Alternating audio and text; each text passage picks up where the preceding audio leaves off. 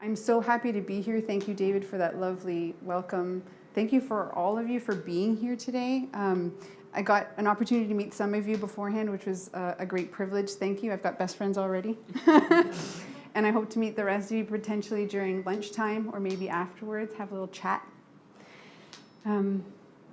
Click. Thanks. Yes, here we are. We're ready. We're set. The biggest part that I want to be able to start with is the journey we all take. It's going to be a little bit different for each person. Is there a way to maybe manage this feedback a little bit better? Yeah, you're getting the whistle. I'm hearing it. I don't know what to do about it, but David's going to take a look at the back. I'll just keep going. When I was in grade 8, so I was 12, got my first leadership role. What? Yeah, 12. I was captain of the basketball team. Got to be the leader. When I was then in grade 10, 11, 12, and 13, because in Ontario we have Ontario academic credits, when I was in high school anyway, so that equates to a grade 13, I was also captain of the basketball team. And so I got to be a leader for quite a number of years. And I was really proud of that position because it was a selected or elected position from my peers. It wasn't an assigned position. In grade 11, I got to go to Ontario leadership course.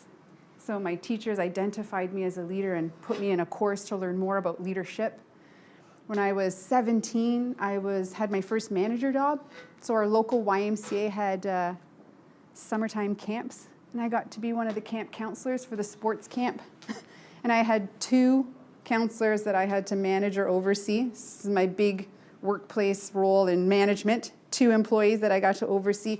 The next year, and for 2 years after that, I was director of the summer camps at the YMCA.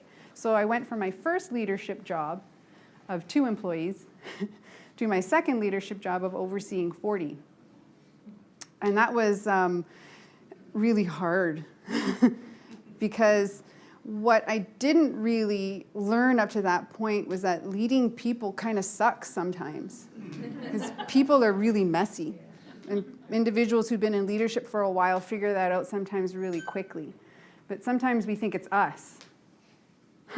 All the time it's us. The reason why it's so messy is because emotionally we're maybe a little out of tune. And so what I want to be able to cover with you today and dig into a little bit with some participation from audience members is going to be some pillars of leadership and emotional intelligence and how we can use those pillars to be successful a lot faster in our leadership career.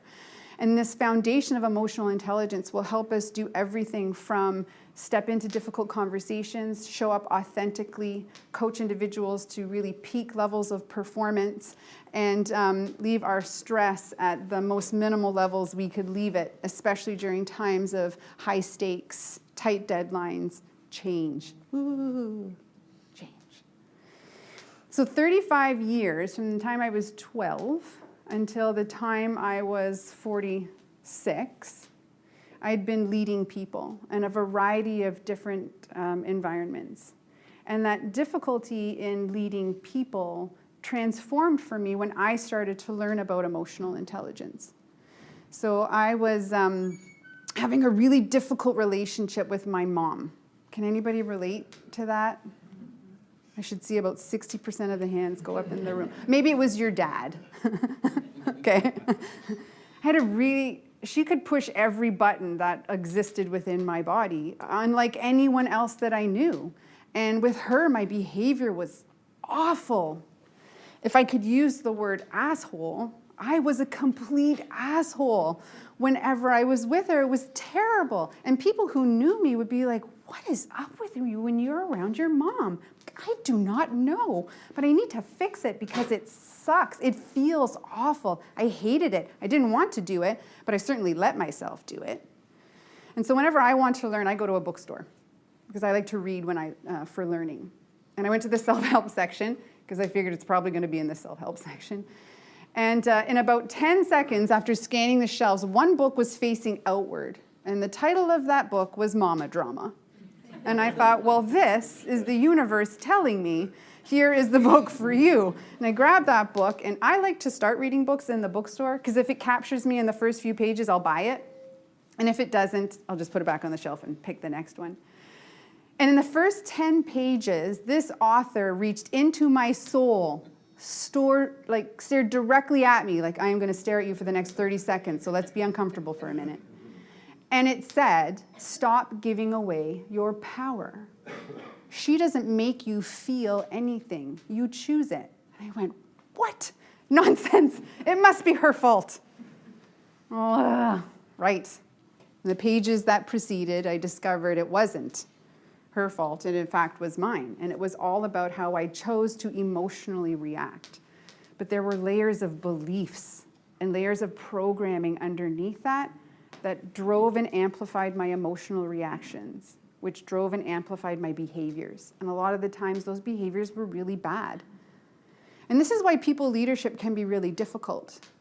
Because sometimes what ends up happening is we aren't paying attention to our emotional information. And our brain processes our environment emotionally first before we think about it rationally.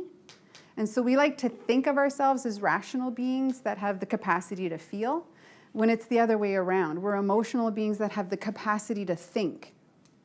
So this might be the first thing you write down. Or maybe it's the 12th, because I've said a lot of really good things in the last 8 minutes. We are emotional beings that have the capacity to think.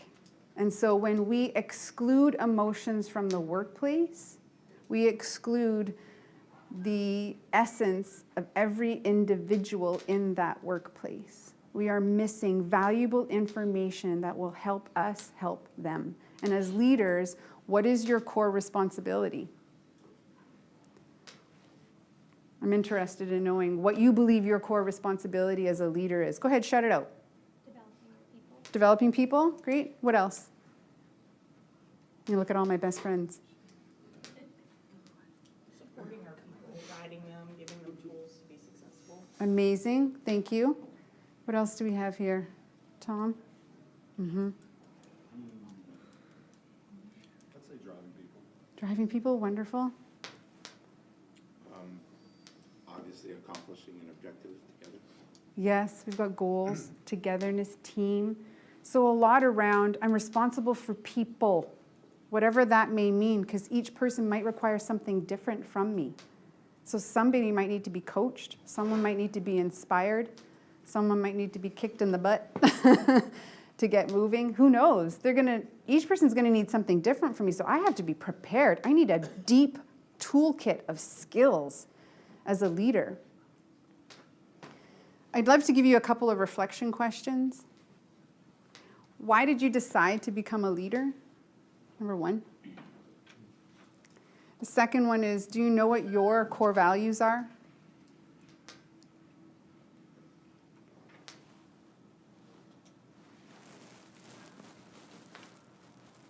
And the third one is, have you discovered what your default leadership style is? So are you naturally a servant leader, a coach leader, an autocratic leader, a holistic leader? What's your default style? These are super important things for us to know, because we need to align who we are as an individual when we step into leadership. No masks. This is our first core pillar of leadership and emotional intelligence, is authenticity. So if I know who I am and I understand my emotions, guess what happens? I show up consistent for people. And consistency means an authentic leader that demonstrates fair and moral behavior, no matter the situation or person in front of me. Sometimes we call that integrity. But an authentic leader also has this transparent approach. People know who I am. They understand who I am. They believe me when I show up. And then that means I can command from them esteem and confidence. Think about any leader you've ever chosen to follow. It's different than a leader that you are forced to follow. Have you ever had a manager that you're just following them because they're your manager? You're not doing it by choice. It's prescriptive authority. This is my manager, I have to do what they say. That's a really sort of poor way to need to lead people. It doesn't have a lot of sustainability. So if we can harness our authenticity, people will follow us by choice. Think about how many times perhaps someone has asked you to be their mentor, asked to be part of your team. They're seeing something in you that they want. And sometimes that's our authenticity shining through. I want to be just like that person. How many people have you met in your life and you went, oh, they got something I really like? So I've got some great participators here. We're going to find out the 6 core emotional intelligence skills that assist with our authenticity. If you've got it on your card, let's see it. So these are our 6 skills. We've got independent, only if it says authenticity on the back. I'm like, there's more than 6 cards up, and I know that this isn't one of them. Cosmo, come on. Yeah, you have it. You can flip yours. So we have emotional self-awareness is one of the core skills. The next one is reality testing. The third skill is self-regard. Self-actualization is the 4th one. The 5th one is social responsibility, and the 6th one is independence.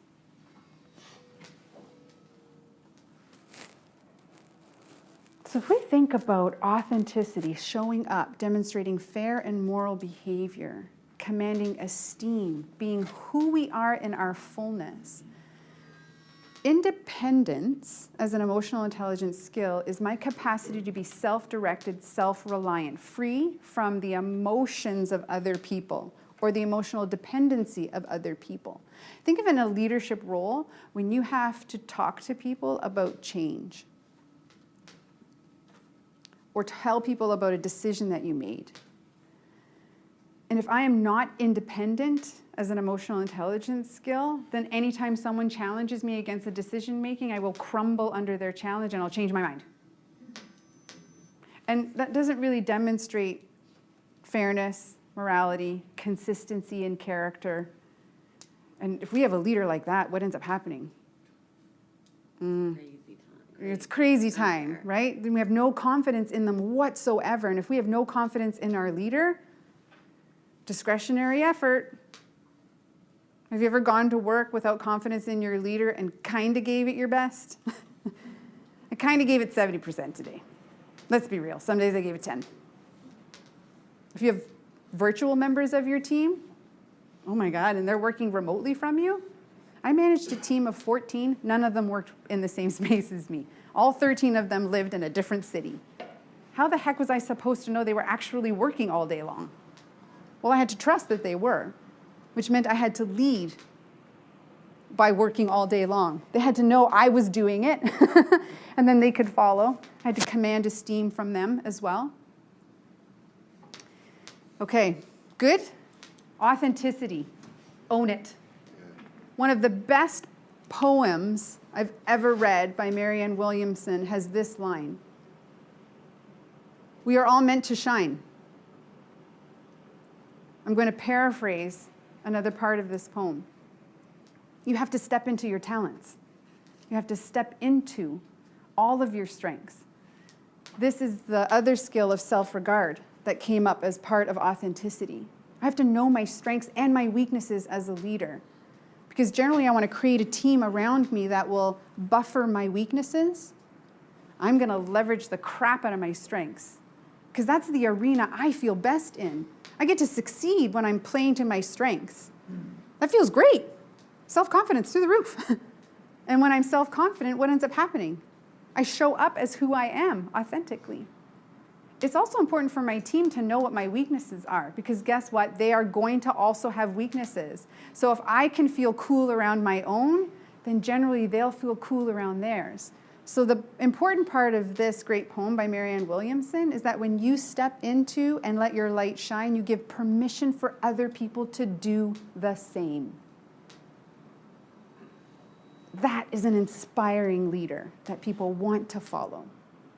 In fact, as soon as someone asks you to mentor them, as soon as people start to ask to be part of your team, you know you're knocking it out of the park. Skill number 2, coaching.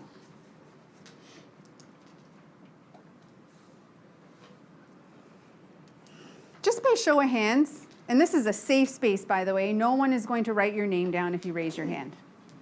By show of hands, how many people here are fantastically comfortable with giving people feedback? Yes, yes, yes. A few. Awesome. I love it. But I didn't when I was younger. Mostly because I hurt a lot of people's feelings. And I didn't know how to do it well.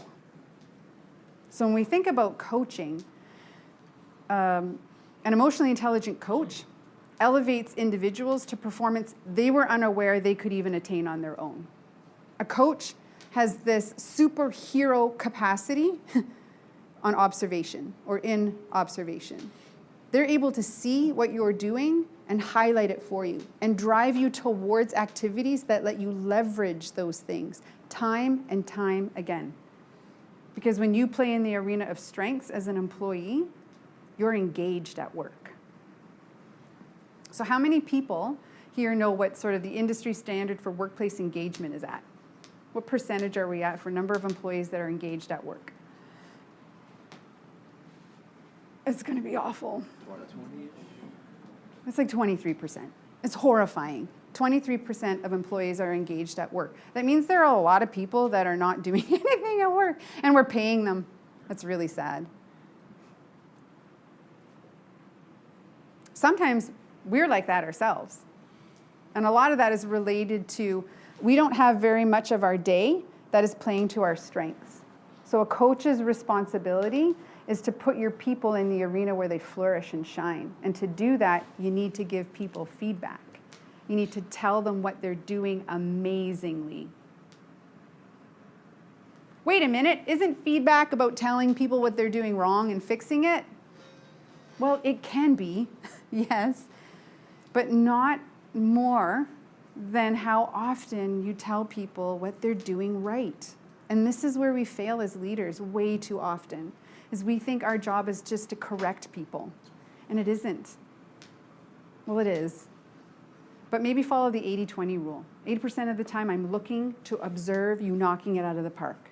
And I'm going to tell you when you do. And then I'm going to assign you all of the things that you do awesomely so you can keep knocking it out of the park. Because I want top performers on my team. I don't want bottom performers. And all of those things you don't do well, I will provide you with every learning opportunity to close that gap so that weakness doesn't derail your success. But I'm not going to spend the majority of my time helping you there. I'm going to leave that up to you. I'll give you the feedback. I want you to own it. You decide what you want to do with it. And I hope that you take the 20% of our time to work on those weaknesses so they don't derail you from your successes. And then I'm going to partner you with team members that are strong where you're weak. I'll put you on projects where you have people that make up for those gaps. So you can be in an environment that's psychologically safe. Your reputation is not at risk here. Let's see those skills for coaching. What kind of emotional intelligence skills do we need? If your card says coaching on it, let's see it. Empathy, assertiveness. What, in the same space? Yes. Interpersonal relationships, self-actualization. We're missing some because there's supposed to be 6. Does your card say coaching on it? Emotional self-awareness. Reality testing. Yes. I want to hold empathy and assertiveness up for a second, because let's talk about this in the world of coaching people. Empathy and assertiveness are balanced skills and emotional intelligence. And let's be clear on the definition here. Thank you. Your shoulder might get sore, but you look strong. You can hold it up the whole time. Assertiveness is my willingness to express my emotions.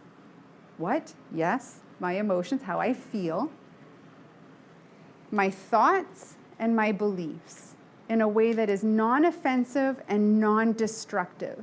That's what assertiveness is. Empathy is my willingness to seek to understand the perspective of the other person. So in coaching, if I come up to Chris to give him feedback on something that he missed or did poorly, I'm going to start with assertiveness. I'm going to start with, this is my observation, how I felt, my beliefs, and my thoughts around it. Tell me about your experience. That's empathy. And now I'm going to listen to what he says. And I'm going to pay attention, because emotional self-awareness is part of this. I'm going to pay attention to when he speaks, what I hear, how it influences how I feel. Because I might hear excuses, and all of a sudden I'm like, I'm starting to get more and more frustrated with Chris. And then I go, why am I frustrated with Chris? Oh, because I believe when people make excuses for performance that they are bad people. It's a story I tell myself. And that's why my belief is escalating my feeling of frustration. The reason I'm doing this is because I feel physically frustration here in my stomach first, and as I get more and more frustrated, it climbs to my throat. It almost feels choking. It's a signal that I need to talk. But I don't really need to talk, because when my emotions are amplifying, I'm not rational. I'm emotional. So what I need to do is I need to change the story. And I can only change the story by asking more questions. Tell me a little bit more about that. What else? What's interesting is what you haven't said yet. And I get him to fill in the rest of the information. Because he's going to talk at 125 words per minute, but I'm listening at 400 words per minute. Do you know what that means? It means I'm filling in the rest of the story with my own assumptions, my own judgments, my emotions. I'm filling them in. I'm not really being empathetic. Probably being aggressive, maybe in my nature, my arms crossed. All of a sudden, this coaching conversation becomes manager prescriptive authority looking. Ooh, terrible. And so what ends up happening to Chris when this happens? Shuts down. Perhaps he shuts down. What else might he do? Defensive. Might get defensive. Yeah. What happens to our relationship? Tanks. And then I have to repair a relationship again. I've had to do that a lot as a leader. I'm quite an expert. When I was young, I let my personality overtake most of what I did. Super stubborn, super competitive. And young, in my early 20s. I got it right eventually. It just took some time in learning and cultivating and realizing I could leverage my IQ if I actually led with my EQ. So if I lead with empathy and understanding and perspective, and Chris feels cared about in coaching, then he's willing to listen to what I have to say as his coach. But if I lead with my IQ and I tell him everything I think and know, he's not listening. And he doesn't care because he feels like I don't care. And when I lead with my IQ, I'm demonstrating I don't care. So we got to watch ourselves in coaching. How are we going to lead with those emotional intelligence skills? Sometimes we have to lead with empathy and say, how did that experience go for you? Tell me about what you experienced. I'm going to get them to talk for a really long time. They're speaking at 125 words per minute. They're thinking at 900. So when they start to talk, they're only going to give me about 11% of what they're thinking. I need to get the other 800 words out so I get a better picture. So I might start with empathy, and then I might go to assertiveness and share my experience, what I thought, what I saw, what I would like to see. Now we're engaged in a conversation around coaching, not prescriptive authority direction. And when you do that, your employee superpowers up. They feel motivated and charged from within. What you did was you helped them pull the internal lever of motivation, not the external leader motivation, because that is poorly sustained. It doesn't last for very long. It's like when the cheerleaders come out and they got their pom-poms and they do their little dance, right? And for 2 minutes, the audience is like, whoa, we're gonna win! Even though we're down 20 points, I'm so excited. And then all of a sudden, 30 seconds goes by and the audience is like, oh my God, we're so gonna lose. It's unsustainable. Can't do it. You pull the internal lever or help your people pull their own internal lever, that will sustain them through the end of achievement. Good stuff. We got 2 more to go. Insight. What are the skills? Let's see them. Self-regard. Strengths and weaknesses. Self-actualization. I'm not sure if you've noticed, but self-actualization has popped up every time. Social responsibility, optimism, emotional expression, interpersonal relationships. So insight as a skill set is all about communication. How do I communicate using my emotional information to drive people toward action, toward a purpose, toward vision? How do I get people to want to follow me? Marcus Buckingham and Ashley Goodall wrote a book, 9 Lies at Work. I almost said 7. That would have been a discredit. I don't agree with 2 of them. It's 7 Lies at Work. Oh my God, I crack myself up sometimes. All right. So 9 Lies at Work.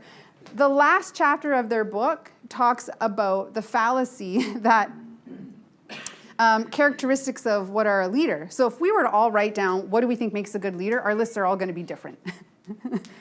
So perhaps the only distinction of a leader is that they have followers. So how are you rallying the troops to want to follow you? By choice. So insight is our capacity to be able to do that in our communication. Think of the last time you made a decision, whether it's a personal decision or a professional decision, and you communicated your decision to someone else. How many questions did they have for you? Why did you make the decision? Why would you do that? I don't understand. Did you consider X, Y, and Z, and A, B, and C? And you're just like, Jesus, this is a lot of questions. Yeah, because how you communicated with me was poor. I need all the information. What were you thinking? What were you feeling? What were you believing? Why did you do this? What was your experience in the decision-making process? So as leaders, insightful leaders know how to communicate their process. This is what I felt when I considered the end result. These are the people I thought about and their emotional experiences and their goals and their desires. This is my process. I first did some research, and then I sat with the research for 30 minutes. And then I asked questions to these 4 people who are trusted advisors of mine who've been through this before. And I considered what they had to say. And then I took a look at our department and our goals and our data, and I brought that into the equation. And then I thought about us as a team. And what would be the best decision for this team? And this is my decision and how I came up with it. And all of a sudden, your people are going, oh, well, that makes a lot of sense. Okay, thank you for telling. I'm on board. I mean, that's the utopian version of it. But that's really kind of what we want. When we communicate that way insightfully to drive towards vision, purpose, and help people want to exceed goals, we need optimism. We need to stand up there and say, yes, I realize this is the crappy stuff that's in front of us, but it is going to be all right. And why is it going to be all right? Because interpersonal relationships is another one. And I'm going to go because Ross, he's got all of these skills that's going to help us be successful. And Jill, she's got all of these skills that are going to help us be successful. And Timothy, he looks great in a suit. He's going to help us all be successful. So we follow it with the facts of why we know we're going to be successful. Optimism, blind optimism, is putting on my rose-colored glasses and go, it's going to be okay, guys, we got this. Unsustainable. No one's going to believe you for long, especially if you tank. It's going to be hard for them to want to step with you into difficult things like, look, I know we had 2 months for this project. We now have 3 days. Holy crap, 3 days. Okay, maybe that's an exaggeration, but I went through an organizational shift where we were implementing a whole new software platform. And initially, I projected we needed 2 years to develop all new training and deploy it out to 360 locations with a training and development team of 25. And they were like, okay, 2 years, great. When all the decisions were said and done, we had 6 weeks. I know, right? I'm just like, what the hell are we going to build in 6 weeks? Here's a checklist. Now I got to tell my team we got 6 weeks. Oh my God, this is going to suck. Because I don't believe it yet. So I had to spend time going, all right, how do we make this happen? Because I worked with them on the original plan of it taking 2 years. And now I'm going to have to go back and say it's going to be 6 weeks. So what I did was I went, I don't know how we're going to make this happen, but I know we can figure it out. I've got some ideas, but they're not going to work. At least not in their entirety at this moment. What do you got, guys? And into the pool came everybody's ideas. And all of a sudden, you can feel the energy change. This is why optimism is so important in sight. I shared that I was like, man, this might suck for 6 weeks. We've been through this kind of stuff before, never this high stakes, but kind of, sort of. And I know we can do it because we did it on these other projects. So we are going to be successful. I believe in you. Do you believe in me to lead you well? Yes, we do. Great. Let's get the ideas in the pool and make some decisions and get moving. We did it. And it was hard, but we did it. And we learned some things about ourselves that we carried into project after project after project. Are you ready for the fourth one? It's going to blow your mind. Innovation. Have you guys ever heard of this word, innovation? I laugh because it's like a buzzword. It's ridiculous. Let's innovate, let's innovate, let's innovate. Like, I don't even know what that means. Why am I innovating all the time? Well, we use this word in our workplaces because we want to be ahead of the curve, ahead of the competition. We want to be more efficient, more productive. Oh, I knew it was going to happen at some point. We want more, so we tag it innovation. Let's be innovative. And then people go, but I'm not really very creative. That's all right. We've got some skills for you.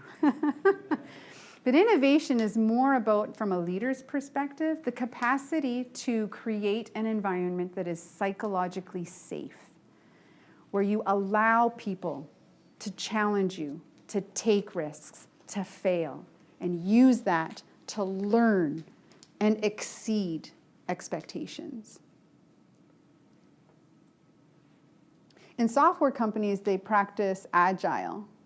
This is a fairly common phrase for people. Have you ever heard of like agile practices in software? One of their rules is people over process. People over process. One more time, people over process. So if we want to innovate, take risks, I'm going to have to let people fail. And I'm going to have to be okay with failure on my team. I'm setting them up to risk and fail. When we do performance reviews, we mark that as a 0 out of 5. You failed, 0 out of 5. And now I'm going to tell them, actually, I would like to see you fail, because it's the only way we get to something new and different and better. And oftentimes we set this circle and go, failure is like way over there, and innovation is way over there. So you gotta kind of get all the way over there. But the reality is, risk could be right here. And that's all it took for us to innovate something spectacular that got us 80% of where we needed to go. So psychological safety is prepping your people to be able to go, I don't agree with you, Lori. I don't think that's the right idea. And as a leader, you got to sit there and like, all right, tell me more about that. What do you have? Let me hear it. Because the leader is not the one who sits on the podium all the time. Sometimes the leader is the one that says, hey, you come to the front. Show us what you got. Because you got something amazing and everybody needs to hear it. And so my job as a leader in innovation is to pick the leaders that people in the group are already following and give them the stage. In this project, it's going to be Doug that leads the group. And I've been setting up Doug for this moment for 2 years. And when he gets up there, what does he end up doing?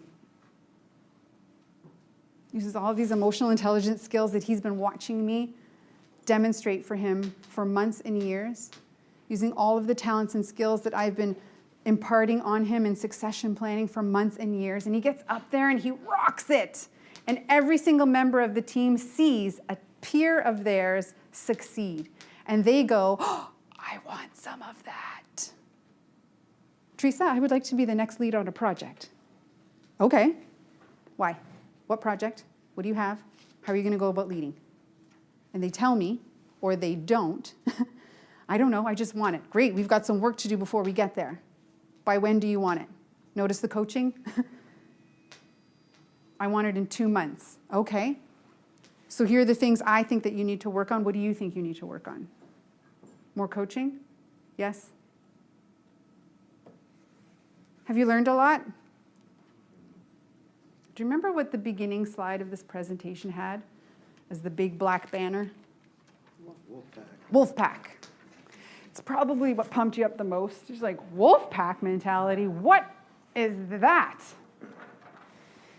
Well, this is a wolf pack. And I'd like to leave you with this image before we get into Q&A. The first three circled in red of a wolf pack are the seek. That means sick and weak. Sometimes I fumble. The sick and the weak. They set the pace for the tribe or the pack.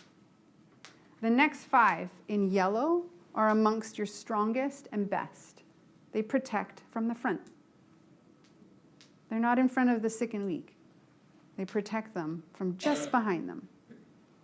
Then you have the rest of your pack.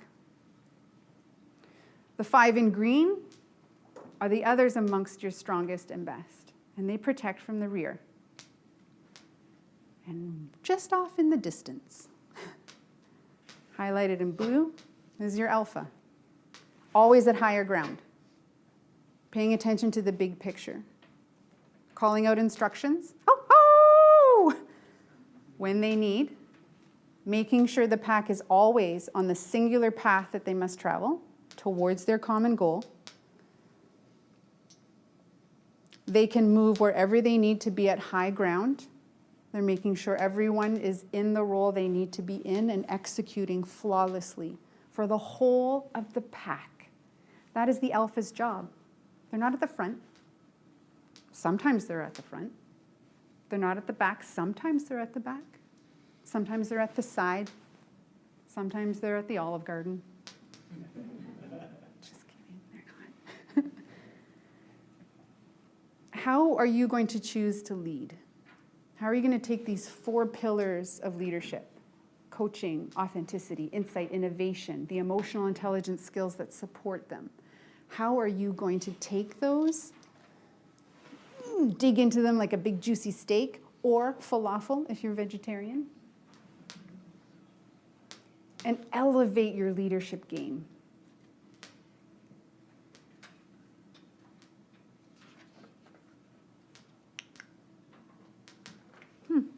I'm done.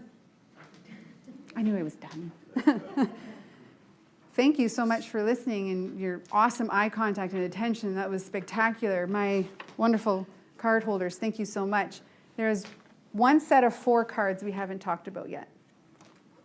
So on the back of it says derailer. Because I love talking about great things, but sometimes we got to talk about the shit that weighs us down. Stress tolerance, independence, impulse control, problem solving. These are 4 derailers that if a leader cannot do these skills, will quickly knock them off the podium. And the one I want to talk about the most is stress tolerance.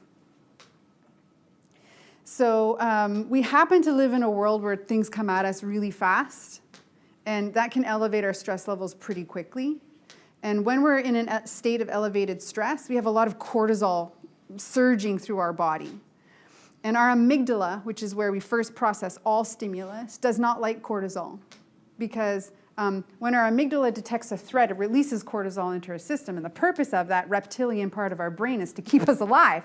You know, when we were cavemen and stepped out of the cave and saw a tiger, our amygdala went, oh my God, released cortisol, and we ran back into the cave.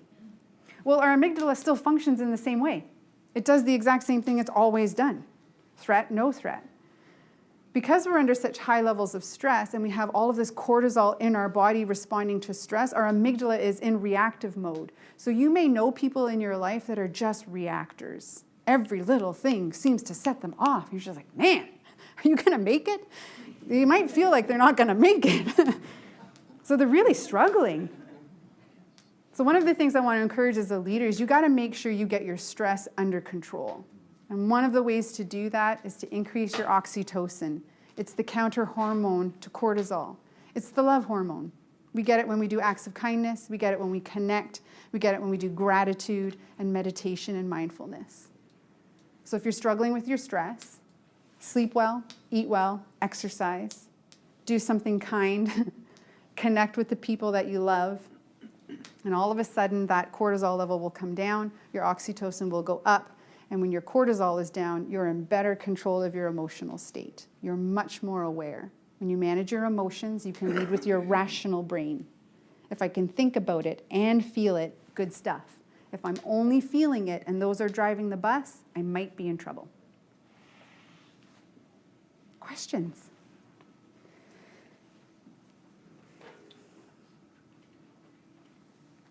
Yes. Something that you said that really stood out to me as it relates to leadership was allow people to challenge you. For anybody in the room that might be a driver type personality that maybe is challenged with that, could you maybe expound on the benefits of having people do that and what dialogue that might open up?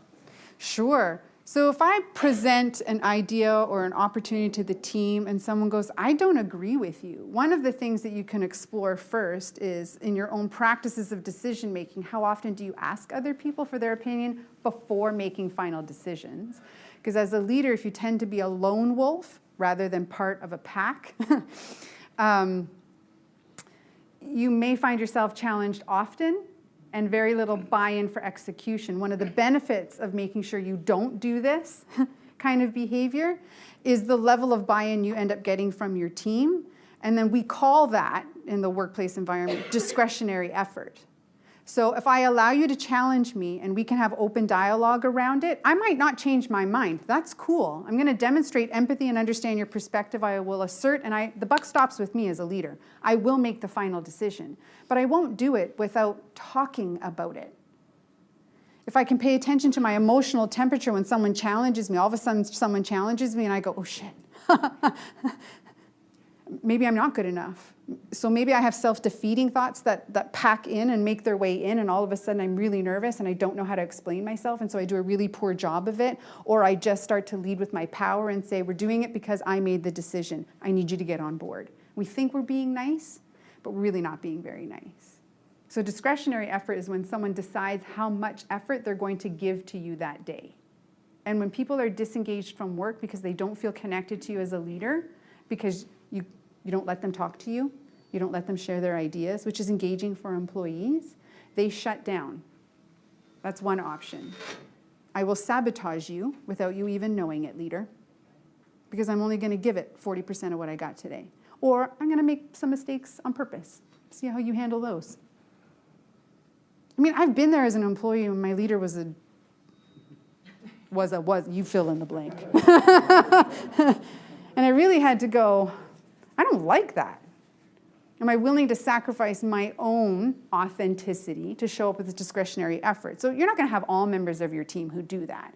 But if we only have 23% of our workplace that's engaged as work, it means you got 77% of your team that's kind of going, maybe I won't give it all to you today. Does that help? Good. Thanks. Great question. Other questions? So, there you go. Oh, microphone. It's not working. It will. Darn. Hello? So, how do you recommend determining your team's best way to approach them? You know, there's every type of test and assessment that you can go through every week. They come out with a new one. Do you have a way that you recommend? Okay, good. No, sir, I do not. The best way is interpersonal relationships as a skill set. So under emotional intelligence, it's connecting with people. We have to develop a mutually satisfying relationship that is founded on trust and compassion. So what is compassion? Caring about the other person? Empathy? Yeah, caring, and empathy is different. Caring about the other person. And so for me to care about you, I need to know you. And I need to know not just work sphere, this part of your life, what you do for me here. I need to know family, you, community, education. What are your spheres in life? What are you interested in and accomplishing? Because you and all of you comes to work. Not just work, Chris. I hope, anyways. And so when all of you comes to work, I need to know what could be impacting all of you at work. And if I haven't taken time to get to know that, I won't notice when things are a little bit off. And if I don't notice when things are off, I can't go up and say, hey, something seems to be a little off. Are you all right? Oh my God, I just had a call this morning. My mom, not good. Tell me about that. And so we talk about it. And I'm like, and how are you doing today? I don't know. I might not be 100%. Do you need a wellness day today? Well, I don't know. I think I might be okay. Okay, because here's the agreement we make. I need 100%. If you don't feel you can give that today, take a wellness day. Come back tomorrow. Give me 100% tomorrow. Deal with family sphere today. Tomorrow, come back in, 100%, we're ready to rock and roll. If I don't do that, what happens is, if I don't even ask or acknowledge, he goes through the day like, oh my God, this is sucky. And he might ripple impact other members of the team. And because I didn't notice or care, he's like, my boss doesn't even care about me, and I got stuff going on. And that one day turns into 2 days, turns into 3 days, turns into a week, turns into multiple weeks. And all of a sudden, I got someone who used to knock it out of the park. And I'm like, what the hell is happening? He went from like up here to down here in a matter of 2 weeks. And now I talk here because I'm pissed off. And I go, what is up with your performance? He goes, well, 2 weeks ago, this is what happened. I'm like, well, why didn't you tell me? Why didn't you ask? Good? Good. Nice.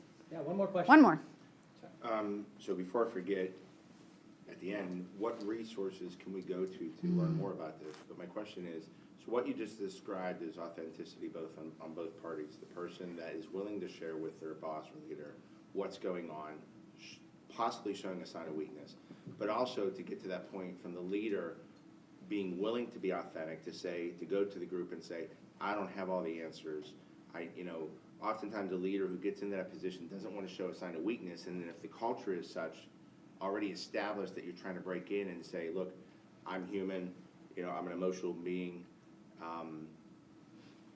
trust me, right? So you're going to have, the leader is probably going to have to open up and expose themselves in order for everyone else to say, this is real, this isn't a new approach that the company's taking, and this will be life expectancy of 2 or 3 weeks.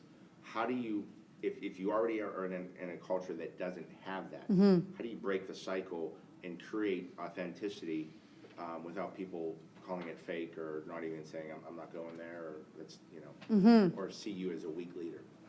Awesome. And let's change weak to vulnerable, because it has a much better connotation behind it. So I'll be vulnerable with you, but I'm not weak. Yep. And that might be the first thing we do, is watch how we define words and ask how other people are defining words as well. That whole circle of this is my comfort zone, changing a company from my role might be or feel impossible. And so I won't. However, I could change me. And if I change me, others will automatically benefit. So if I'm the leader of a team, and I become more self-aware, in tune with my emotions, paying attention to that information, and the only thing I choose to do is develop stronger relationships with people, you will automatically be a crap load better than you are right now. Like a crap load. And you may not need to do anything else different except that. When I step into building a connection, and I did that this morning, did it feel fake to anybody that I had a conversation with this morning? It's because I know who I am, and I love meeting people. And so I intentionally go up and I'm like, oh my God, I'm so happy to meet you. Like, this is really awesome. Because I really love doing that. So if you're a leader who doesn't love doing that, maybe you want to ask yourself, why am I leading people? Number one, because you kind of got to like people. Oh my God. If I told my 20-year-old self something, that's what it would be. You got to make sure what you're about to step into as a job is something you really want to do.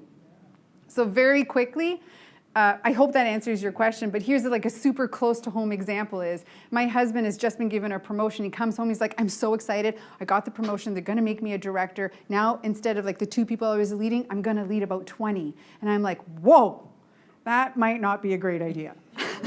He's like, what do you mean? You left your last job because you hated doing that. What changed in a year and a half?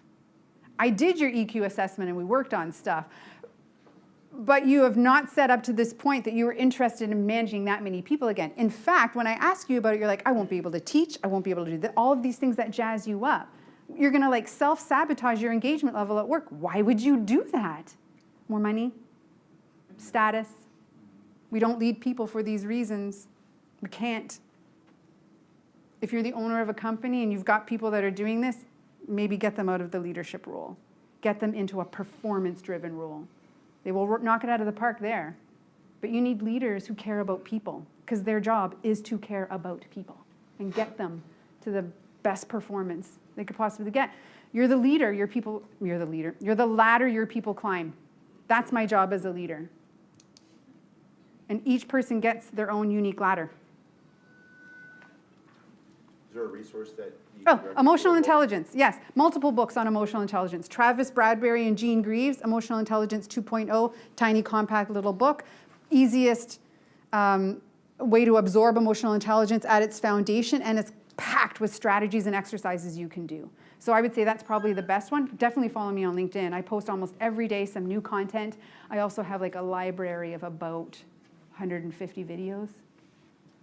Some of them are 6 minutes, which is really long. Some of them are a minute and a half. Amazing. Awesome. Thank you. Hey, thank